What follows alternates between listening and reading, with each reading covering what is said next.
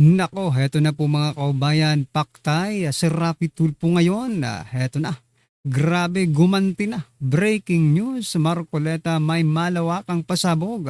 Rapi Tulfo, Luestro, yari dito. Nako, yan po ang ating alamin mga kaubayan sa video ito. Pero bago po natin simulan yan, palike naman po ng video ito, malaking tulong po yan. Maraming salamat po at eto nga mga kaubayan. Bago po natin i-play yung video, eto pasadahan po muna natin itong mga nagte-trending na balita dito po sa social media at unahin na po natin to mga kabayan, no? Itong si Luestro si Luestro, hindi si Luestro, itong si Claire Castro. O, ayon po kasi dito kay ex-congressman Kiko Barsaga mga kabayan, kailan magsasalita si Claire Castro? Alam nga. Kailan magsasalita si Claire Castro? Gusto ko nang marinig kung bakit kasalanan ni Duterte ang school shooting. Ayan mga kababayan ha. Nagsalita na yata no? Pero sabi doon gusto nilang, okay? Walang Duterte na i-connect, di ba? Gusto rin ng Pangulo na pababain po yung age limit, no? Na sa 12 years old, pero yung panukala po ni Senator Padilla is 10, no? So ayan mga kababayan. Pero mamaya may papakita po ako sa inyo mga kababayan. Hindi po si Jose Claire Castro, pero kinokonek niya po o pilit niyang kinokonek yung nangyari po sa Tacloban City kay former President Duterte at sa mga DDS. Aba, pero ito muna, basahin muna natin yung mga comments dito. Sabi po dito ni Michelle, magsisinungaling na nga lang si Ante Clara, lagi pang nakalingo ng wika ang tono ng boses niya. Aba. Wait lang daw, nag-iisip pa siya paano link kay Duterte yan. Diyan siya magaling no? Whether we like it or not, dyan po talaga magaling si Jose Claire Castro, no? Pagdating po sa pagkukonek sa mga Duterte. Abangan lang natin, meron masasabi yan mga kababayan, no? Baka naghihintay pa ng script, ayan na. Na Duterte na pod pasangilan nimo, oo nga. Nag-rehearse pa kung ano sasabihin. Ay, ray ko po Sabi po ni Elmer yan mga kababayan, sabi naman po dito ni Zabal, excited na rin ako sa paliwanag niya, idol. Ayan mga kababayan, marami po ang excited, no? Patungkol po dito kay Jose Claire Castro. Kung ano masasabi niya, kung anong kasinungalingan na naman ang sasabihin niya. Anyway, ano pong masasabi dyan mga kababayan ay i-comment nyo na lang. At eto, pasadahan din po natin to mga karibin natin, no? Ito pong ito yung sinasabi ko mga kababayan, ito si Palses, ito. Kinunik niya sa Duterte yung nangyari sa Tacloban City, no? Sabi po dito mga karibin natin,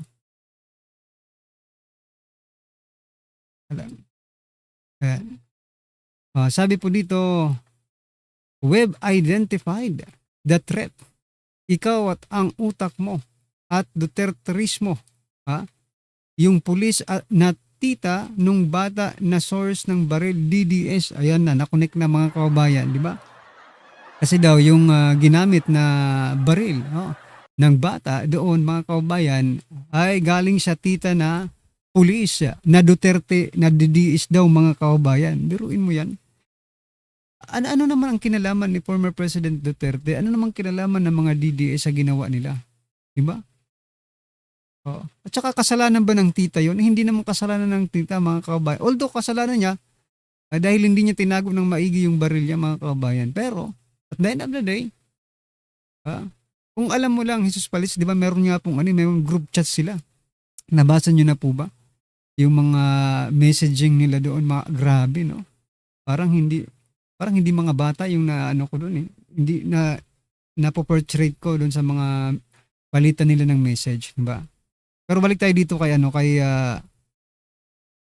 kay Jesus Palisis mga kababayan. Ito sabi po kasi dito, basahin natin to Sinisi ni Atty. Jesus Palacios si VP Sara Duterte at ang tinatawag niyang Duterterismo kasunod ng madugong pamamaril sa isang paaralan sa Tacloban City.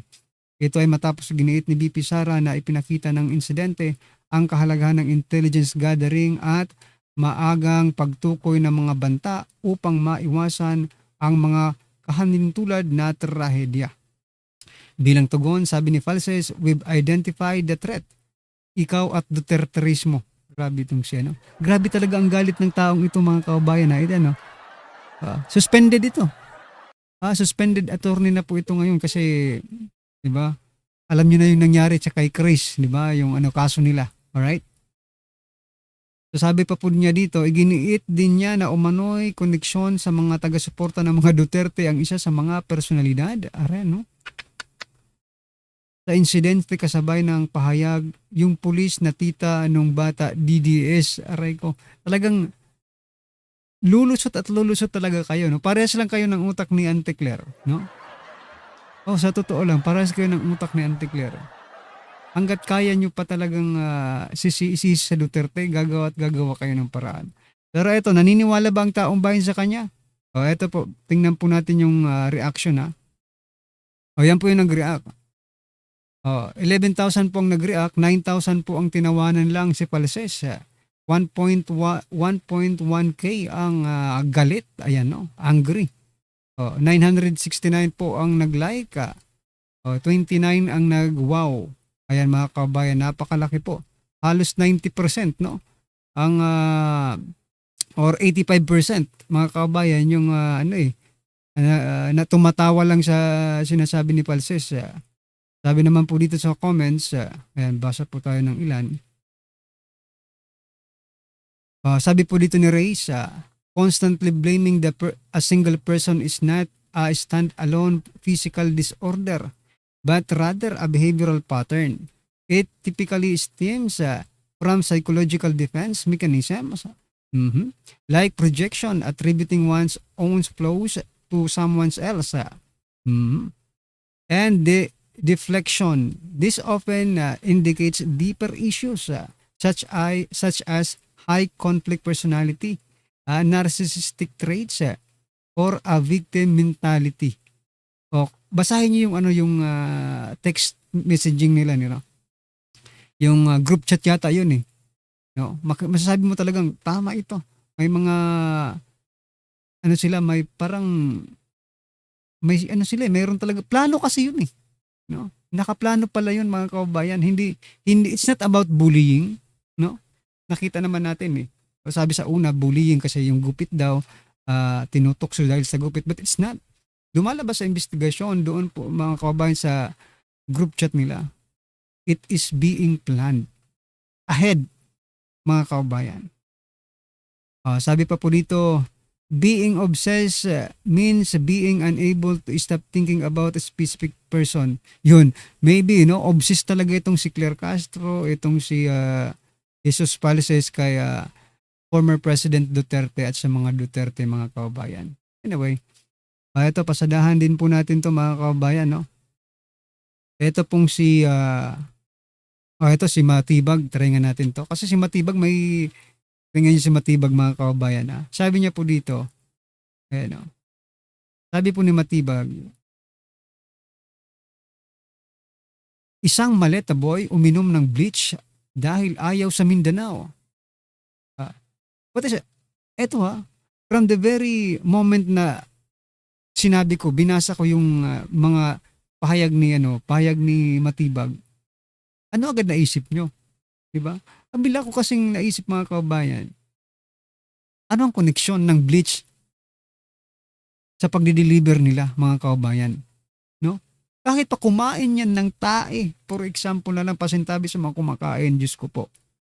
Kahit pa kumain ng tae yung mga tinatawag mong maleta boys, yung mga ex-soldiers na yan, it doesn't matter.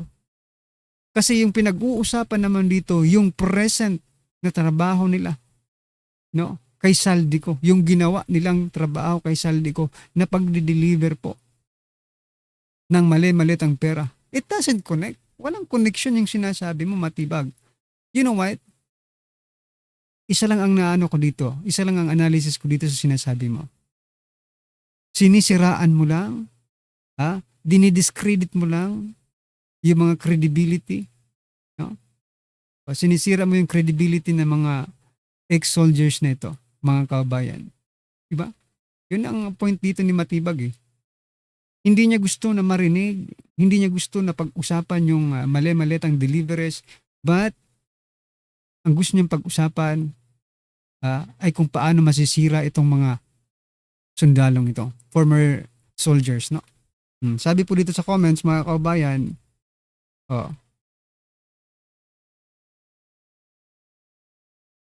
sabi po ito, matapang daw, aray ko.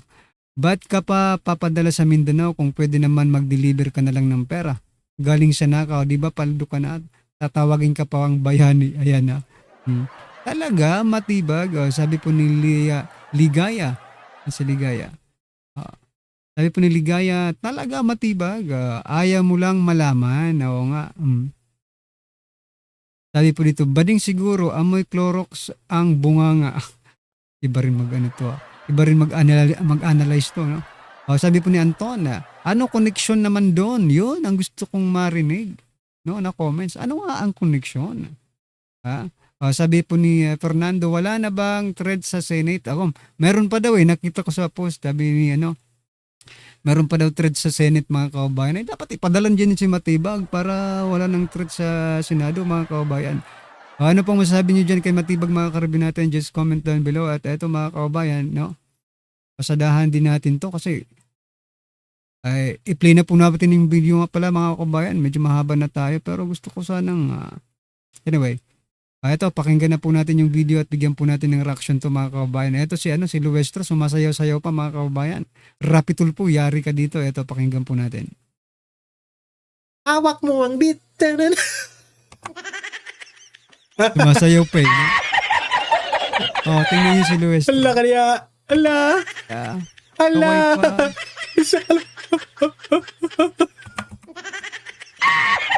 Ang pangit tingnan ni Luestro. Ang pangit tingnan. Parang buhay yung sumasayaw. Ang lahat guys, bago natin ito pag-uusapan, help me po muna na i-like at saka i-share itong video natin para guys kakalat ito sa taong bayan. At sa mga first time na nanood dito ay makaparticipate sila, no? At sa mga first time dito sa aking channel kung first time yung nanood. Sabi po dito ni Aranasa Alfredo, no? Pasayaw-sayaw pa ang bakulaw na si Gerbildo Westro. Akala nila ma-impeach nila si BP Sara kahit magtulong-tulong pa kayong lahat, mga buhaya, hindi kayo mananalo. Ayan, mga kababayan. O dito at nagustuhan nyo ang ating talakayan, yung ating banatan, ay mag-subscribe na rin kayo. Hinamon ng lie detector test itong mga dating sundalo. Rafi Tulfo. Mamaya pag-uusapan namin yan.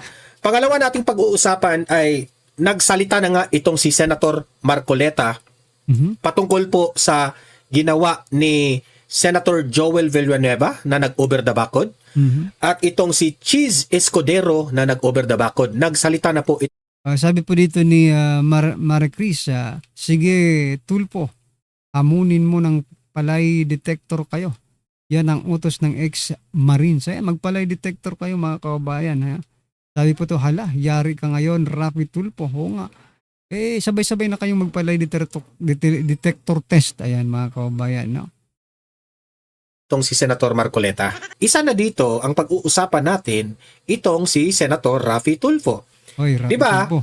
Sa programa niya sa Rafi Tulfo in Action, mayabang itong si Rafi Tulfo kung magmamayabang sa mga kabit-kabit na mga usapan, no? Sa mga dyan siya magaling Diyan po sila nakilala. Sabi nga, mga kababayan, magaling ka lang sa away pamilya. Diba? Pero pagdating sa mga issue, mahalagang issue tulad ng flood control scandal, tahimik kayo sa loto, di ba? Madali kayong napatahimik, di ba?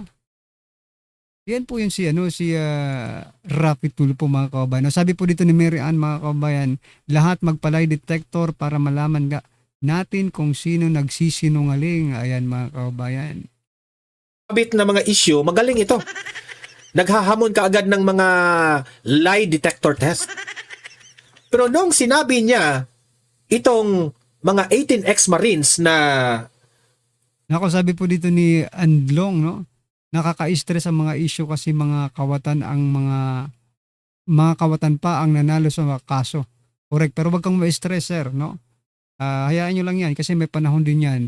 Sabi nga ni former President Duterte, there is always time for reckoning. Ayan, gaganti tayo pagdating ng 2028. Kung baga sa ngayon, sabi nga ni Senator Alan Cayetano, sa ngayon, nasa kanila man ang kapangyarihan, naasa atin naman ang katotohanan. Okay? Lagi po natin tatandaan yun. Kasi, palagi kong sinishare yung ni Senator Alan Cayetano kasi napakaganda pakinggan at napaka-perfect, no? Sa sitwasyon ng ating bansa ngayon, sa sitwasyon ng ating gobyerno. Nasa kanila ang kapangyarihan pero nasa atin ang katotohanan. Right? ang layunin lang naman itong mga 18 ex-Marines ay makatulong sa bansa natin sa sobrang lala na flood control corruption. Correct. Sinabihan pa niyang kargador itong mga 18 ex-Marines. Heto ngayon ang lumabas. Heto. Yan. Sabi dito, Raffy Tulfo, hindi hinamon ng lie detector ang tinatawag niyang kargador. Natakot yan mga kaubayan. Bakit? Alam kasi nilang nagsasabi ng katotohanan itong mga ex-Marines, no? Bahala kayo kung anong itawag niyo dyan. Pero para sa akin mga kaubayan, tatawagin ko po silang former soldiers, ex-Marines, mga kaubayan, because yun sila eh. Diba? Yun po sila. Yun po ang dating trabaho nila. Diba? Alam naman tawagin natin itong former mga doktor, hindi naman itong mga doktor. Tama naman. Actually, ang nag-post nito ay si Kwento ng Bayan Ngayon. Pinost ito John 9. Sabi po dito ni Joselito, dapat lie detector test din magkapatid na tulpok. Ano sa palagay nyo mga kaubayan? Sabay-sabay na. Diba? Sabay-sabay na po sila magpa-lie detector test. Diba? Mas maganda nga si Raffy Tulfo eh. Tanungin diba? Todo-todo deny si Raffy Tulfo ay si Erwin Tulfo na hindi daw siya ng bababae. Pero pati babae pala, dinideliver sa kanya mga kaubayan. Diba? O magpa-lie detector test na kayo. O. Tapos pag pala detector test, ilagay doon yung mga babae ni Tulfo para hindi makapag-concentrate. Kasi minsan, sabi nga, may napapanood ako, di ba, sa mga movies, di ba? Minsan kasi, pwede mong dayain yung lie detector test, mga kaubayan. As long as you can control yourself. Yung bagang kalmado ka sa lahat ng oras, mga kaubayan. Di ba? Maano yun malalampasan yun makakapag ka ng result na maganda-ganda, di ba? 2026. Pero ngayon lang ito nag-trending. May punto naman itong si Kwento ng Bayan Ngayon. Correct. Oo nga, Raffy Tulfo. Bakit hindi mo hinamon ng lie detector test itong mga 18 ex-Marines? Correct. Tingnan nyo yung pagmumukha mo, yung dito mo, Raffy Tulfo, nagmukha ng maleta. Nagmukha ng maleta yung dito. Ka naman dun, Mara. Hindi, pasensya ka na, nagko-comment lang ako sa mukha mo kasi nagbabago eh. Sige. Di ba? Oo nga eh. Ikaw, Raffy Tulfo, ang sobrang... Silang dalawa ni Erwin Tulfo, di ba? Kung titingnan mo talaga, parang mga this is just a personal opinion, parang mga mongoloid, mga kabayan. No? Parang mga mongoloid. Sabi po dito, tama ang sabi ng vlogger, no? Mag-live detector test ang 18 Marines para magkaalaman na. Correct. Marami pong sumusuporta dito, no? Galing-galing mong mga magpa-lie detector test sa mga programa mo dyan sa Raffy Tulfo in Action. Sige nga. Sige. Hamunin mo ng lie detector test itong mga 18 ex-Marines. Kasi sabi ng 18 ex-Marines, hindi kami nagsisinungaling. Kahit pa ipa-lie detector test kami. Ayan. Ngayon, Tulfo, sige nga. Hinamon ka na ngayon ng mga 18 ex-Marines. Gusto silang magpa-lie detector test sa programa mong Raffy Tulfo in Action.